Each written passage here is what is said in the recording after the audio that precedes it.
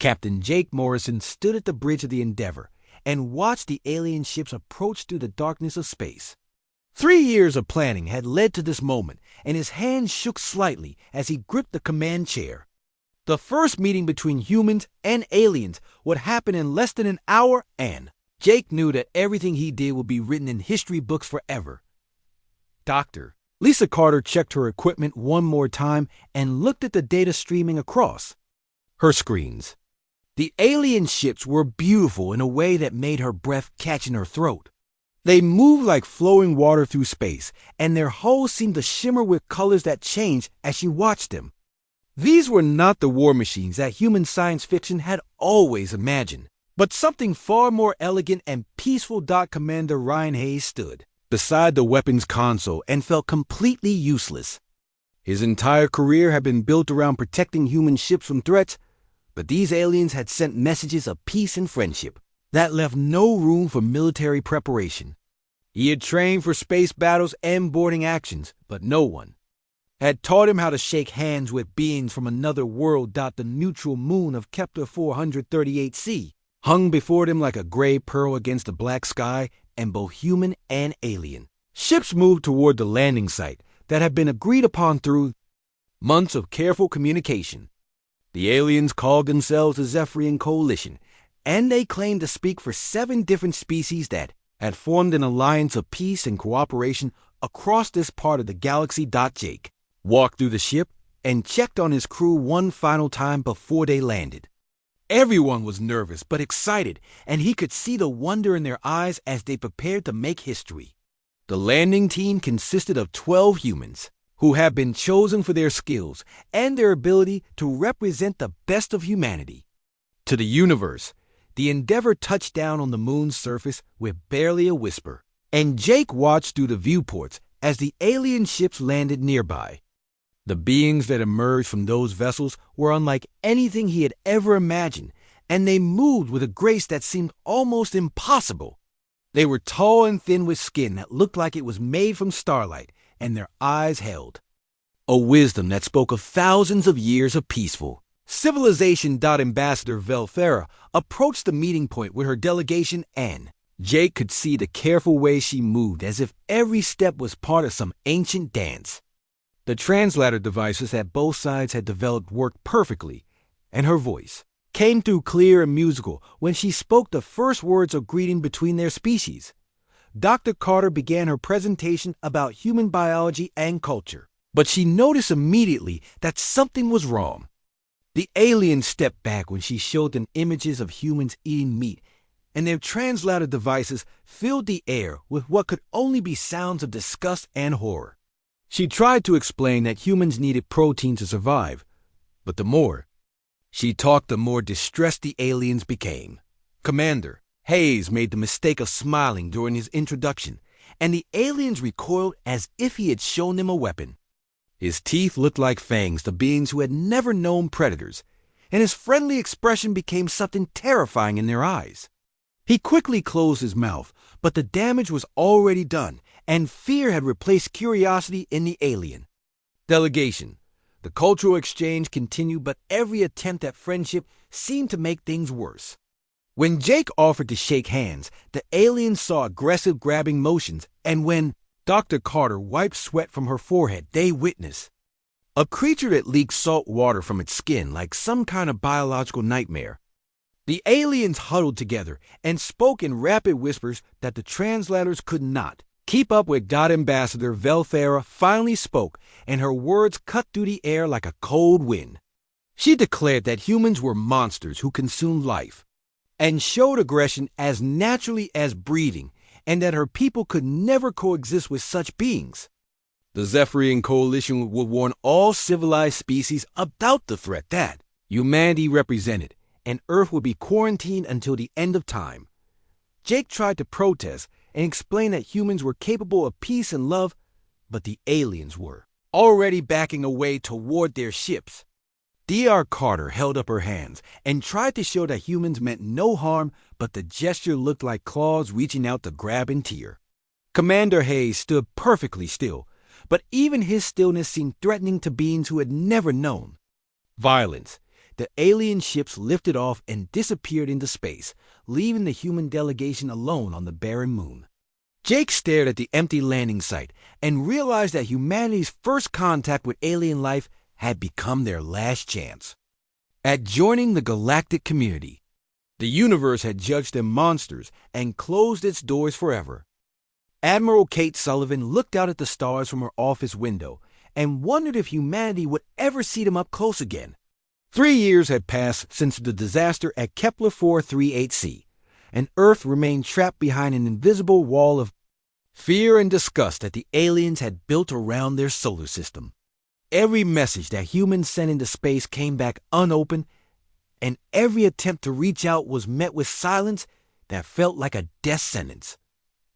Dr. Ben Torres sat in his laboratory, surrounded by recordings of the first contact meeting, and played them over and over again until he could recite every word from memory.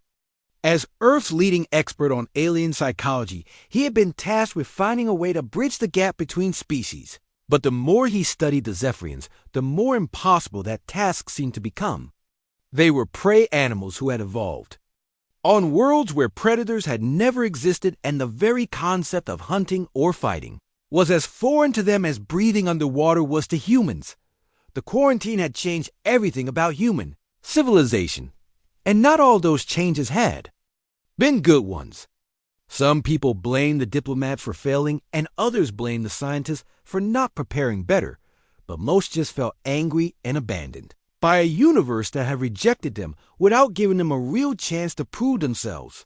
Protests filled the streets of major cities, and conspiracy theories spread like wildfire through social media as people tried to make sense of their isolation. Engineer Sam Blake worked 18-hour days in his laboratory trying to develop new technologies that might convince the aliens that humans were peaceful and civilized. His team had created artificial intelligence systems that could perform surgery with perfect precision and robots that could build entire cities without any human supervision, but every breakthrough only seemed to make things worse. The aliens saw mechanical servants as proof that humans were masters of soulless machines and artificial minds as evidence of their monstrous nature. On the Zephyrian homeworld, Ambassador Velfera stood before the Coalition Council and defended her decision to quarantine humanity, even as some members began to question whether such extreme measures were necessary. The 7 species that made up the coalition had lived in perfect harmony for over 1,000 years, and they found it impossible to believe that any intelligent beings could be truly dangerous. War was a concept they understood only from ancient historical records, and violence existed for them only in theoretical discussions about the distant past. Young scientists, Keth Moore worked alone in her private laboratory and studied the recordings of human behavior that had been captured during first contact. While her people saw monsters, she began to recognize patterns that suggested something far more complex and interesting than simple savagery. The humans showed emotional responses that indicated deep caring for each other, and their attempts at communication revealed sophisticated social structures based on cooperation and mutual support. The coalition's intelligence networks brought back reports of human activities throughout their solar system, and these reports painted a picture that confused and disturbed the alien leadership. Humans were building massive space installations and developing new weapons that could destroy entire planets, but they were also creating art and music that rivaled anything the coalition had ever produced. They fought wars against each other, but they also worked together to solve problems that affected their entire species. Captain Luna Rodriguez led secret reconnaissance missions to the edge of human space and watched from a distance as Earth civilization continued to grow and develop despite their isolation. Her ships used advanced stealth technology to observe human activities without being detected, and what she saw challenged everything the coalition believed about the nature of intelligent life. Humans were violent and aggressive, but they were also creative and compassionate in ways that defied easy categorization. Dr. Torres finally made a breakthrough when he realized that the fundamental problem was not cultural misunderstanding, but biological incompatibility. The Zephyrians and their allies had evolved as prey species on worlds where cooperation was the key to survival, and competition existed only in the form of friendly rivalry over resources that were abundant enough for everyone. Humans had evolved as persistent hunters on a world where scarcity and conflict had shaped every aspect of their development, from individual psychology to social organization. The implications of this discovery were staggering, because it meant that first contact had been doomed from the beginning. No amount of diplomacy or cultural exchange could overcome millions of years of evolutionary divergence, and the aliens were probably right to fear humans, even if they were wrong about human intentions. The species were simply too different to coexist peacefully, and the quarantine might be the only thing preventing a galactic war that would destroy both civilizations.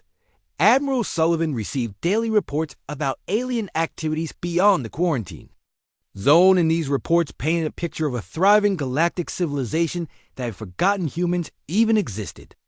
New species joined the coalition regularly, and trade flowed freely between worlds that shared resources and knowledge without any thought of competition or conflict. It was everything that humanity had dreamed of when they first reached for the stars, but it was a dream that would never include them. Kef Mora published her research about human behavior in secret and shared it with a small group of scientists who were beginning to question the official coalition position about the quarantine.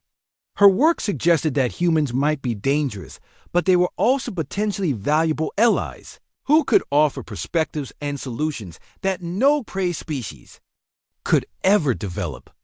The coalition had achieved peace and prosperity, but they had also become complacent and soft in ways that might prove fatal if they ever faced a real threat. The young Zephyrian scientists had no way of knowing that such a threat was already stirring in the darkness between the stars, and that humanity's monstrous nature would soon become the galaxy's only hope for survival.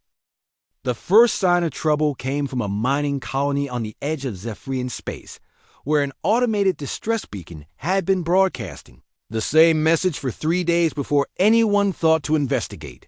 When coalition ships arrived at the Kalos system, they found nothing but empty space, where a thriving world of 12 million beings had existed just 1 week earlier.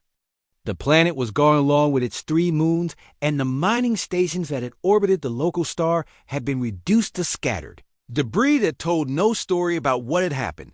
Ambassador Velthera stood in the Coalition Emergency Council chamber and listened to reports that made no sense according to everything her people knew about the universe. Entire solar systems were disappearing from the outer rim territories, and the only evidence of their destruction was the strange metallic debris that search teams kept finding floating in empty space. The debris was made from materials that no coalition species had ever seen before, and it seemed to repair itself when damaged, as if it were somehow alive. General Alex Stone sat in his command center on Earth and studied the intercepted alien communications that human intelligence had been monitoring since the quarantine began. The aliens were clearly terrified of something, but their descriptions of the threat made no sense to military minds that had been trained to understand conventional warfare. Entire worlds were being consumed by mechanical entities that seemed to exist only to destroy and devour everything they encountered. Dr. Mina Foster led the translation team that worked around the clock to decode the fragmentary messages that occasionally leaked through the coalition's communication networks. What they learned painted a picture of an ancient enemy that had awakened from a sleep that had lasted millions of years and returned to finish the work of galactic destruction that it had begun in the distant past. The aliens called them Devourers, and they spoke of machines that learned and adapted and grew stronger with every world they consumed. Captain Luna Rodriguez received new orders to take her stealth reconnaissance ships deeper into alien territory than any human vessel had ever gone before. Her mission was to observe the Devourer threat firsthand and gather intelligence that might help Earth prepare for the possibility that these mechanical entities would eventually turn their attention toward human space. The journey took her team through regions of the galaxy that had been emptied of all life and filled with a silence that felt like death itself. the coalition military. Forces that had been designed for peacekeeping and disaster relief proved completely inadequate when faced with an enemy that existed only to destroy.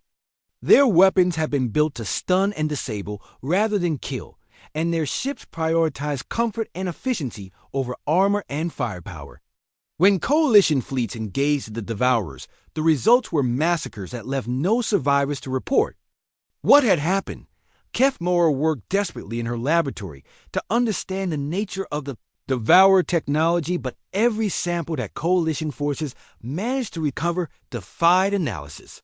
The mechanical components seemed to exist partially outside normal space and time, and they responded to observation by changing their fundamental properties in ways that made consistent study impossible. She began to suspect that conventional science would never be enough to defeat an enemy that operated according to rules that no coalition species had ever encountered. The Devourers moved through the galaxy like a plague of metal and energy that consumed everything in their path without mercy or hesitation. They did not communicate or negotiate, and they showed no interest in conquest or slavery, because their only purpose was the complete destruction of all organic life. Every world they touched became a lifeless husk, stripped of every resource that could be used to fuel their endless expansion toward the galactic core. Captain Rodriguez and her team managed to observe a Devourer attack on a coalition agricultural world, and what they saw changed their understanding of warfare forever. The mechanical entities did not simply destroy the planet, but absorbed every atom of useful material and incorporated it into new ships and weapons that made them stronger than before. They learned from every engagement and adapted their tactics in real time to counter any defense that the coalition forces could deploy against them. The intelligence reports that Rodriguez sent back to Earth described an enemy that was everything the aliens had feared humans might become, but magnified beyond any reasonable scale. The Devourers were aggressive and violent and completely without mercy, but they were also coldly logical and efficient in ways that made human warfare look like children playing games. They had turned destruction into a science and perfected it over millions of years of practice. Dr. Torres realized that the Devourer threat represented something that the peaceful coalition species could never understand or defeat, because they lacked the fundamental psychological tools that were necessary for real warfare. Their evolution as prey animals had given them many advantages, but it had also left them completely unprepared for the kind of existential struggle that was now consuming their civilization world by world. The coalition leadership met in emergency session after emergency session, but their attempt to coordinate defense failed because they could not think like predators or warriors. They tried to negotiate with entities that had no capacity for communication, and they searched for peaceful solutions to a problem that could only be resolved through violence and destruction. Their greatest strength had become their fatal weakness, and they were dying because of their inability to become monsters. Admiral Sullivan watched the intelligence reports flow in and realized that humanity was witnessing the end of galactic civilization. The aliens who had called humans monsters were being destroyed by real monsters that made human violence look gentle by comparison. Earth remained safe behind its quarantine zone, but that safety would not last forever because the Devourers would eventually consume everything else and turn their attention toward the last inhabited world in the galaxy. The irony was not lost on human observers that the species who had rejected them as too dangerous to exist were now facing extinction because they were not dangerous enough to survive.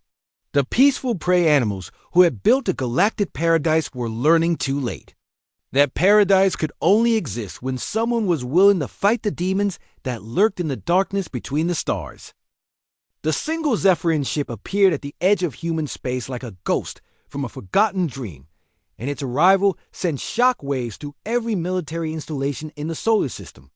Admiral Sullivan had not seen an alien vessel for over 3 years, and the sight of those flowing hull lines brought back memories of the first contact disaster that had changed everything for humanity. The ship broadcast on all frequencies with a message that nobody on Earth had expected to ever hear from the beings who had called them monsters. Dr. Minya Foster stood in the communication center and listened to the alien transmission repeat itself, over and over again in the musical language that she had spent years learning to understand. The message was formal and desperate, and completely unlike anything Coalition had ever sent before, because it was a request for military assistance from the very beings they had quarantined as too dangerous to exist.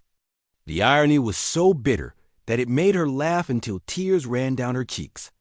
The ship had been sent by Keth Mora, who had studied human records and convinced herself that humanity's monstrous nature might be exactly what was needed to fight the Devourers. Her message included detailed intelligence about the mechanical threat and tactical analyses that painted a picture of an enemy that had consumed half the Coalition's territory in less than 6 months. The peaceful prey species had tried everything they could think of to stop the advance, but nothing had worked, and their projected survival time was measured in weeks rather than months. President Carlos Mendez called an emergency meeting of the Global Defense Council and found himself facing the most difficult decision in human history. The aliens who had rejected humanity and imposed a quarantine that had lasted for years were now asking for help against an enemy that threatened to destroy all life in the galaxy. Some council members wanted to refuse out of spite, while others argued that humanity had a moral obligation to help any species facing extinction regardless of past grievances. Colonel Pete Vaughn slammed his fist on the conference table and declared that Earth should deploy every available ship to assist the Coalition before it was too late to make a difference. His argument was based on tactical necessity rather than humanitarian concerns, because he understood that the Devourers would eventually turn their attention toward human space once they finished consuming the rest of the galaxy. Fighting them now, while the Coalition still existed, was better than facing them alone after every other species had been destroyed.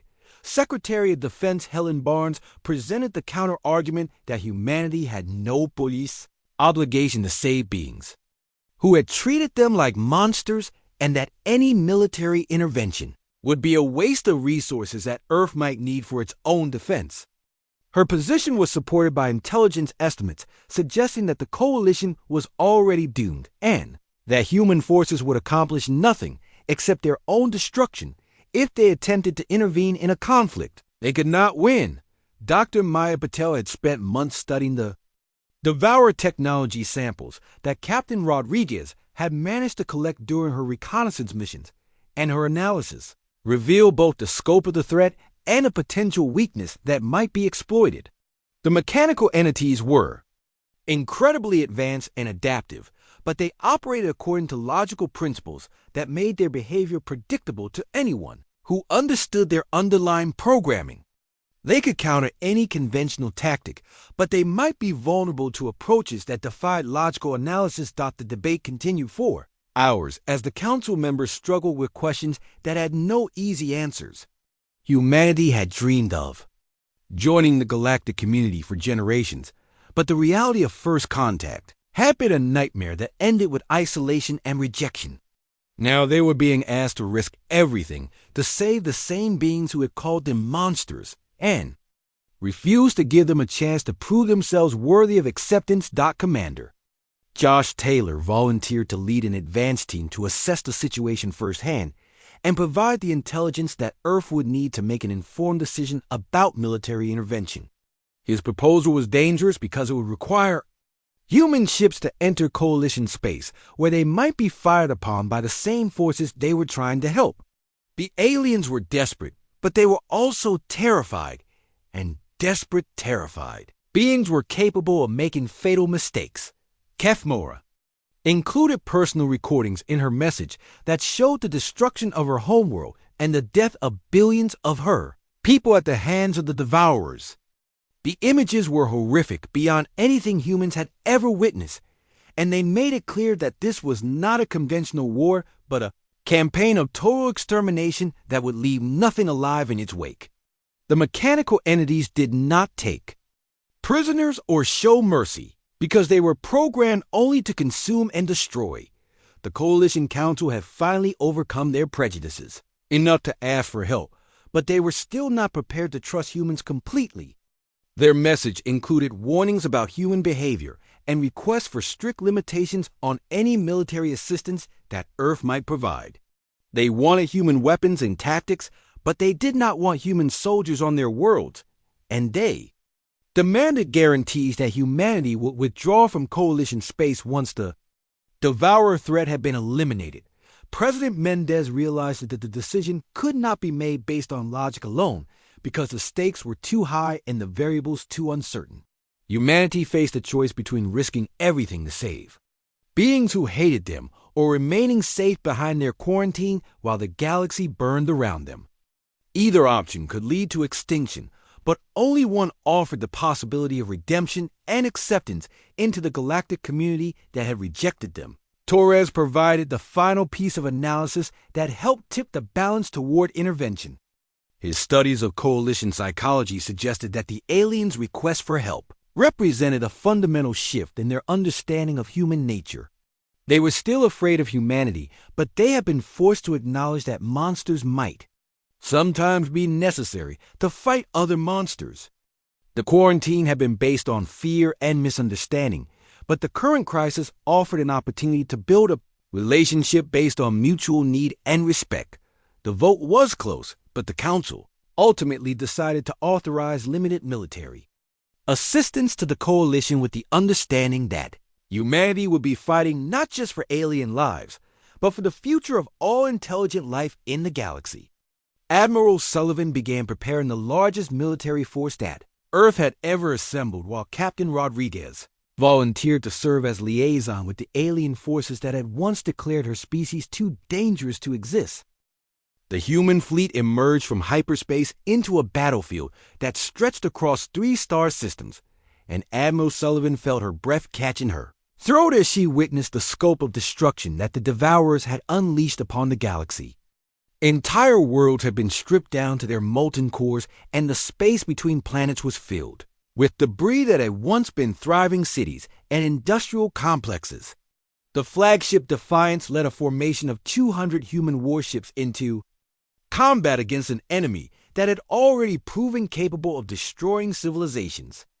Captain Morrison commanded the destroyer Vengeance and watched through his viewports as coalition ships fled from Devourer formations that moved through space like schools of mechanical sharks hunting for prey. The alien vessels were beautiful and elegant, but they had been designed for exploration and peaceful commerce rather than warfare, and their weapons barely scratched the armor of enemies that had been built for nothing but destruction and conquest. The first joint operation between human and coalition forces was a disaster that nearly ended the alliance before it could accomplish anything meaningful. The Zephyrians could not understand human battle tactics that involved ramming maneuvers and suicide runs and acceptable casualties because their entire military philosophy was based on preserving life rather than destroying it. When human ships deliberately crashed into Devourer formations to create openings for follow-up attacks, the aliens recoiled in horror at what they saw as senseless self-destruction. Dr. Carter served as liaison between the 2 fleets and found herself trying to explain concepts that had no equivalent in coalition languages or military doctrine. The aliens understood cooperation and coordination, but they could not grasp the idea of fighting retreats or strategic withdrawals because their instincts told them that running away from danger was always the correct response. They had never learned to stand and fight against impossible odds because their evolution had taught them that survival was more important than victory. Lieutenant Kelly Stone led the first human boarding party onto a damaged Devourer vessel and discovered that fighting the mechanical entities in close quarters required a level of brutality that shocked even experienced human soldiers. The machines did not feel pain or fear, and they would continue attacking until they were completely destroyed, which meant that human tactics had to focus on total annihilation rather than the capture and control strategies that worked against organic enemies. The breakthrough came when Sergeant Tony Murphy developed new tactical approaches that embraced chaos and unpredictability. Instead of trying to outthink an enemy that learned from every encounter, his teams used random movement patterns and irrational decision-making processes that confused the Devourer artificial intelligence systems, which had been programmed to counter logical military strategies, but could not adapt to actions that made no sense from a strategic perspective. Engineer Sam Blake worked with captured Devourer technology to create hybrid weapons that combine alien materials with human ingenuity and creative thinking. The mechanical components could repair themselves and adapt to different situations, but they responded to human modifications in ways that their original programmers had never anticipated. Blake's team learned to think like the machines while maintaining the human ability to make decisions that defied logical analysis. The coalition forces slowly began to understand that their human allies were not the monsters they had feared, but rather a different kind of intelligent life that had evolved to solve problems through conflict and competition instead of cooperation and harmony. The humans were violent and aggressive, but they were also creative and adaptable in ways that no prey species could match. Because they had learned to thrive in environments where survival required constant struggle against hostile forces. Captain Rodriguez took her reconnaissance teams deep into Devourer-controlled territory and discovered that the mechanical entities were not just consuming resources, but were also learning from every engagement with human forces. They had begun to modify their tactics to counter human unpredictability by introducing random elements into their own behavior patterns, but these modifications made them less efficient at fighting coalition forces who had predictable responses to threats. The humans realized that they were not just fighting for alien lives, but were also engaged in a learning contest with an artificial intelligence that had been perfecting its strategies for millions of years. Every battle was both a tactical engagement and a teaching moment that determined what kinds of lessons the Devourers would carry forward to future conflicts. Human commanders had to balance the need for immediate victory against the long-term consequences of revealing too much about human capabilities and thinking processes. The turning point came during the battle for the Nexus system, where Admiral Sullivan deployed her entire fleet in a coordinated assault that combined human aggression with coalition technology and knowledge. The humans provided the strategic thinking and tactical flexibility, while the aliens contributed advanced sensors and communication systems that allowed the combined forces to coordinate their attacks across multiple star systems simultaneously.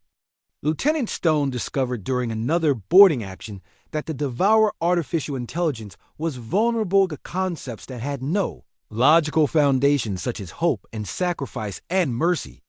When human soldiers made decisions based on emotional responses rather than tactical calculations, the machines could not predict or counter their actions because their programming had no framework for understanding irrational behavior that was motivated by abstract concepts rather than concrete objectives. Engineer Blake realized that the key to defeating the Devourers was not to match their technological superiority, but to introduce elements of human nature that would corrupt their logical decision-making processes.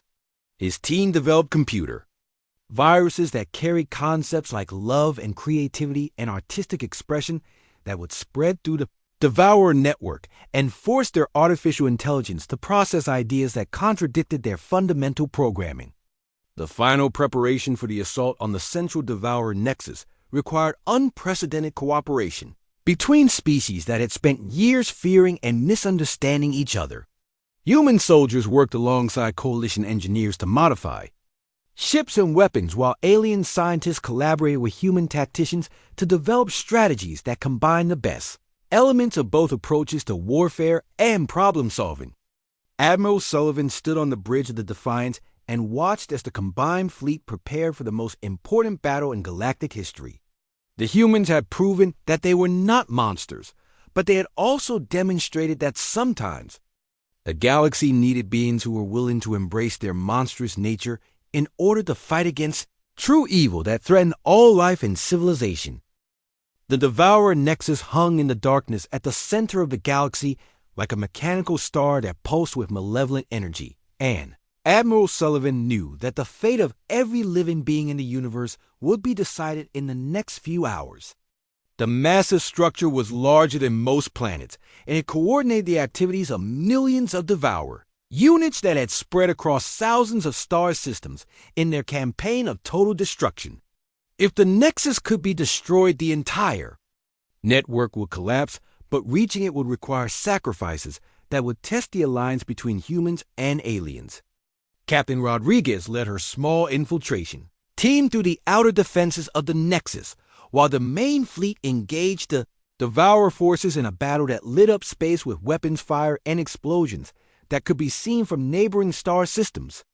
Her mission was to plant Engineer Blake's viral weapon deep inside the central processing core, where it could spread throughout the entire network and introduce concepts that would tear the artificial intelligence apart from within. The virus that Blake had created was unlike any weapon that had ever been used in warfare, because it did not destroy through physical force, but through the introduction of ideas that contradicted the fundamental nature of the Devourer programming. Love and mercy and hope and sacrifice were concepts that existed only in organic minds, and when forced to process these ideas, the mechanical intelligence began to experience something that could only be described as confusion and pain.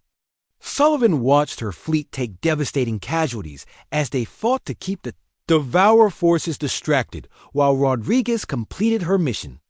Human ships rammed themselves into enemy formations, while coalition vessels used their advanced technology to create openings that allowed the infiltration team to penetrate deeper into the Nexus structure.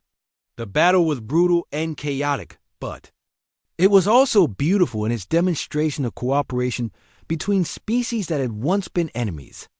The central core of the Nexus was a vast chamber filled with processing nodes that hummed with the collective intelligence of the Devourer network, and Rodriguez felt overwhelmed by the sheer scale of the artificial mind that surrounded her. The machines had been thinking and learning and adapting for millions of years, and their accumulated knowledge represented the combined intelligence of countless destroyed civilizations that had been absorbed into their collective consciousness. Lieutenant Stone provided covering fire while Rodriguez connected Blake's viral weapon to the main processing core and activated the upload sequence that would introduce human concepts into the heart of the Devourer network. The virus began to spread immediately, and the effects were visible as processing nodes throughout. The chamber began to flicker and pulse with patterns that had never existed in their programming before. The Devourer artificial intelligence tried to quarantine the viral infection, but the concepts of love and sacrifice and irrational hope proved impossible to contain because they were not logical propositions that could be analyzed and discarded, but fundamental aspects of consciousness that changed the nature of thought itself. The machines began to experience emotions that they had no framework for understanding, and their logical decision-making processes started to break down under the weight of contradictory impulses. Engineer Blake monitored the viral upload from his position aboard the Defiance and watched as the infection spread through the Devourer network faster than he had dared to hope.